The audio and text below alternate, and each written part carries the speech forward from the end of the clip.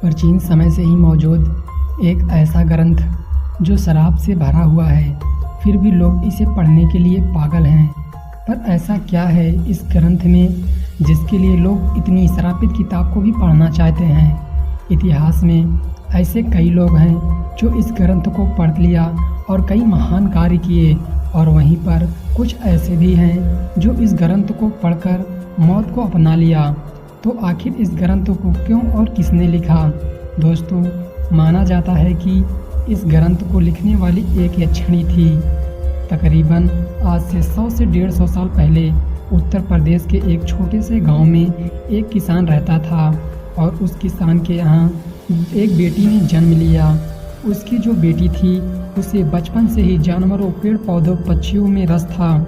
जब सभी बच्चे आपस में खेल रहे होते तो वह बच्ची नीलावंती पेड़ पौधों और पत्तियों के साथ खेलती थी। उसके पिता उसे देखकर काफ़ी हैरान होते थे। समय के साथ नीलावंती जैसे जैसे बड़ी हुई, वो जानवर, पक्षी, यहाँ तक कि पेड़ पौधों से भी बात करती थी। उसका इंसानों से कोई नाता न था। रोज़ शाम होते ही वो जंगल की तरफ चली जाती और सारी रात उन्हीं पेड़ पौधों और जानवरों के बीच रहती। उसके आसपास के लोग बताते हैं कि वो भूतों से भी बात करती थी।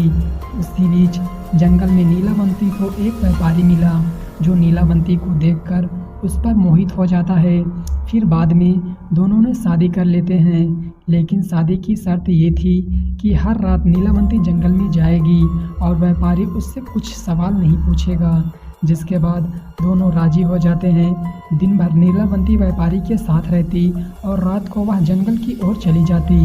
हर रोज़ की तरह वो जंगल में जाती, परंतु एक दिन उस जंगल में उसे एक शैतान मिलता है जिसने नीलावंती को ऐसी जानकारी देता है जो कि नीलावंती के होश उड़ा देता है। वो शैतान बताता है कि नीलावंती कोई साधारण इंसान नहीं है, बल्कि एक यक्षिणी है जो एक इंसानी शरीर में फंसी हुई है। ये सुनने के बाद नीलावंती ने इससे निकलने का रास्ता पूछती है, तो शैतान बताता है कि मैं तुम्हें एक मंत्र जप करने के लिए दूंगा, उसके बाद तुम्हें जानवरों की बलि देनी होगी।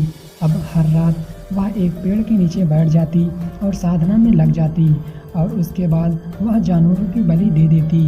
एक दिन गांव वाले ने उसे बलि देते हुए देख लेते हैं और उसके पति को बता देते हैं, परंतु व्यापारी शर्तानुसार बंधा हुआ था जो उसे कुछ न कह पाता।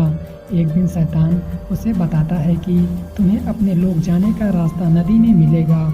उसे उस दिन शैतान ने बताया कि जब तुम उस नदी के पास जाओगी तो उस नदी में एक लाश आएगी जिसके पास एक ताबीज होगी। तुम्हें उसको खोल लेनी है और अपने पास रख लेनी है। थोड़ी देर बाद उसी रास्ते एक कश्ती आएगी जिस पर एक आदमी होगा।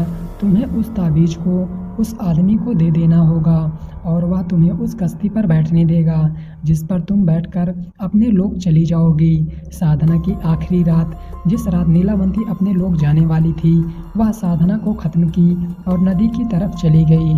शैतान के अनुसार वहाँ पर एक लाश आई जिसके पास वह ताबीज़ थी। वह उस ताबीज़ को खोलने लगी।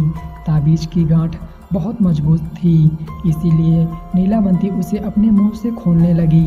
जिसके बाद गांव वालों को लगा कि इसने उसे पकड़ लिया और मारने की कोशिश कर रही है। उसके बाद नीलावंती को गांव वालों ने पकड़ लिया।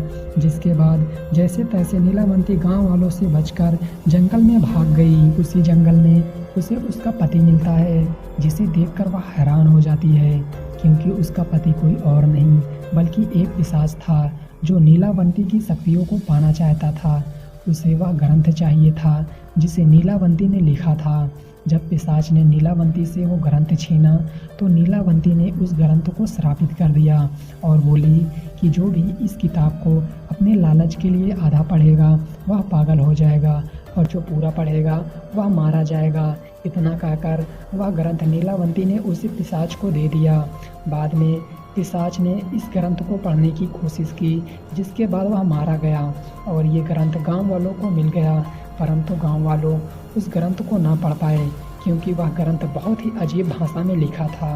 बाद में उन्हीं गांव वालों के सहारे ये ग्रंथ आगे बढ़ता रहा और आज भी यह ग्रंथ मौजूद है, परंतु भारत सरकार ने पूरी तरह बैन कर दिया है। तो दोस्तों, आपको यह वीडियो कैसी लगी कमेंट में ज़रूर बताना और मिलते हैं एक नई वीडियो के साथ।